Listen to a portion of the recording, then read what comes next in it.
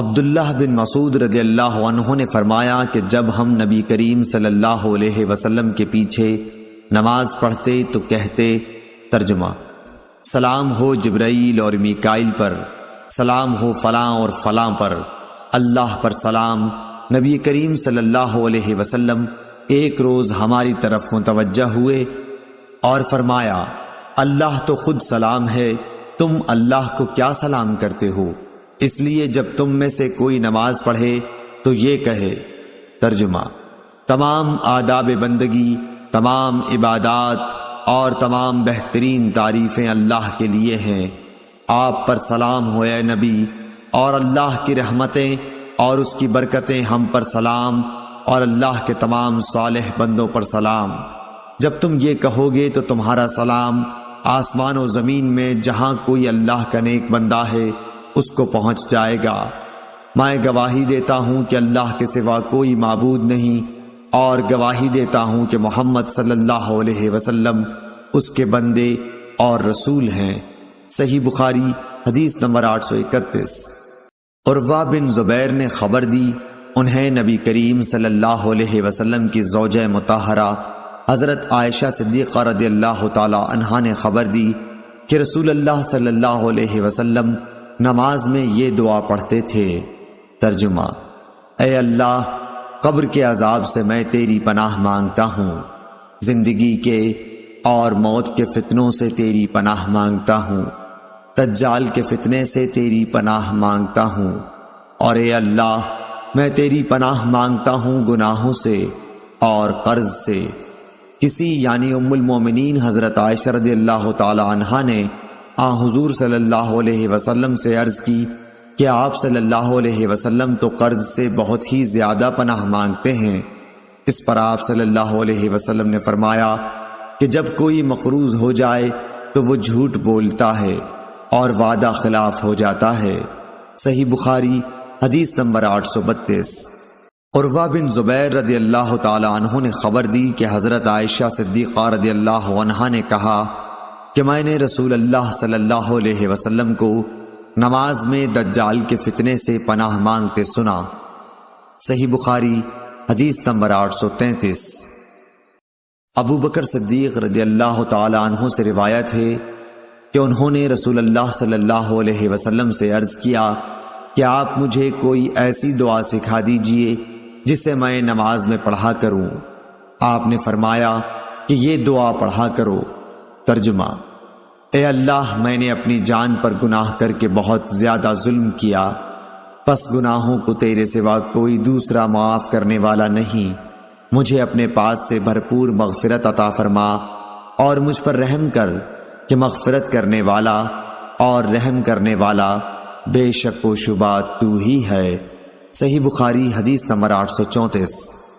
یحییٰ بن سعید قطان نے اعمش سے بیان کیا، انہوں نے کہا کہ مجھ سے شفیق نے عبداللہ بن مسعود رضی اللہ عنہ سے بیان کیا، انہوں نے فرمایا کہ پہلے جب ہم نبی کریم صلی اللہ علیہ وسلم کے ساتھ نماز پڑھتے تو ہم قاعدہ میں یہ کہا کرتے تھے کہ اس کے بندوں کی طرف سے اللہ پر سلام ہو اور فلاں پر سلام ہو۔ اس پر نبی کریم صلی اللہ علیہ وسلم نے فرمایا کہ یہ نہ کہو کہ اللہ پر سلام، کیونکہ اللہ تو خود سلام ہے، بلکہ یہ کہو۔ ترجمہ: آداب بندگان اور تمام عبادات اور تمام پاکیزہ خیراتیں اللہ ہی کے لیے ہیں۔ آپ پر اے نبی سلام ہو، اور اللہ کی رحمتیں اور برکتیں نازل ہوں، ہم پر اور اللہ کے صالح بندوں پر سلام ہو۔ اور جب تم یہ کہو گے تو آسمان پر خدا کے بندوں کو پہنچے گا۔ آپ صلی اللہ علیہ وسلم نے یہ فرمایا کہ آسمان اور زمین کے درمیان تمام بندوں کو پہنچے گا۔ میں گواہی دیتا ہوں کہ اللہ کے سوا کوئی معبود نہیں، اور میں گواہی دیتا ہوں کہ حضرت محمد صلی اللہ علیہ وسلم اس کے بندے اور رسول ہیں۔ اس کے بعد دعا کا اختیار ہے، جو اسے پسند ہو کرے۔ صحیح بخاری حدیث نمبر 835۔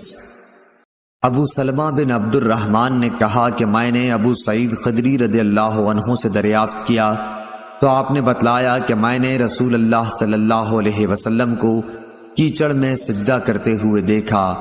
مٹی کا اثر آپ صلی اللہ علیہ وسلم کی پیشانی پر صاف ظاہر تھا۔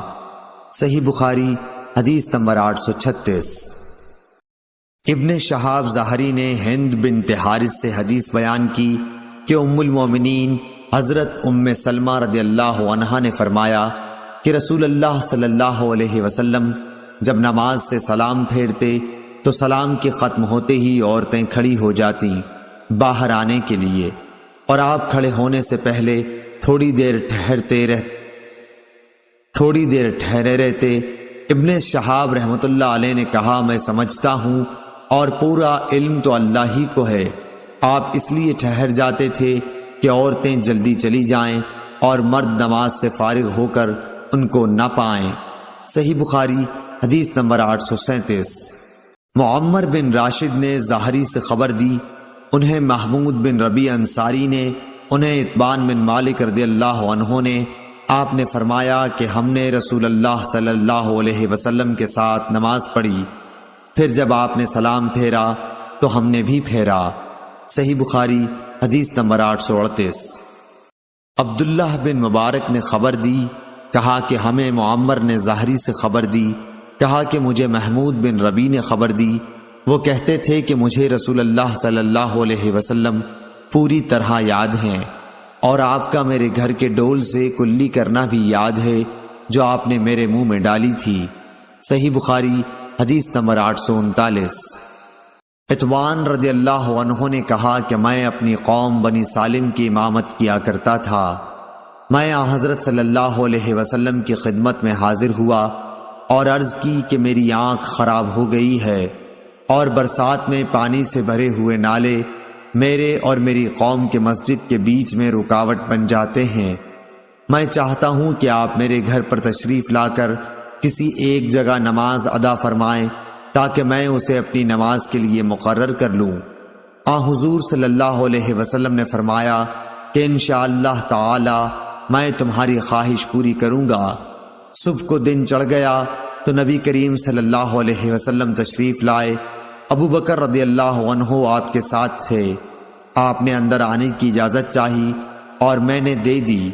آپ بیٹھے نہیں بلکہ پوچھا کہ گھر کے کس حصے میں نماز پڑھوانا چاہتے ہو؟ ایک جگہ کی طرف جسے میں نے نماز پڑھنے کے لیے پسند کیا تھا اشارہ کیا۔ آپ نماز کے لیے کھڑے ہوئے اور ہم نے آپ کے پیچھے صف بنائی، پھر آپ نے سلام پھیرا اور جب آپ نے سلام پھیرا تو ہم نے بھی پھیرا۔ صحیح بخاری حدیث نمبر 840۔ عبد الرزاق بن حمام نے خبر دی، انہوں نے کہا کہ ہمیں عبد الملک بن جریح نے خبر دی، انہوں نے کہا مجھ کو عمرو بن دینار نے خبر دی کہ عبداللہ بن عباس رضی اللہ عنہ کے غلام ابو معبد نے انہیں خبر دی، اور انہیں عبداللہ بن عباس رضی اللہ عنہ نے خبر دی کہ بلند آواز سے ذکر فرض نماز سے فارغ ہونے پر نبی کریم صلی اللہ علیہ وسلم کے زمانہ مبارک میں جاری تھا۔ ابن عباس رضی اللہ عنہ نے فرمایا کہ میں ذکر سن کر لوگوں کی نماز سے فراغت کو سمجھ جاتا تھا۔ صحیح بخاری حدیث نمبر 841۔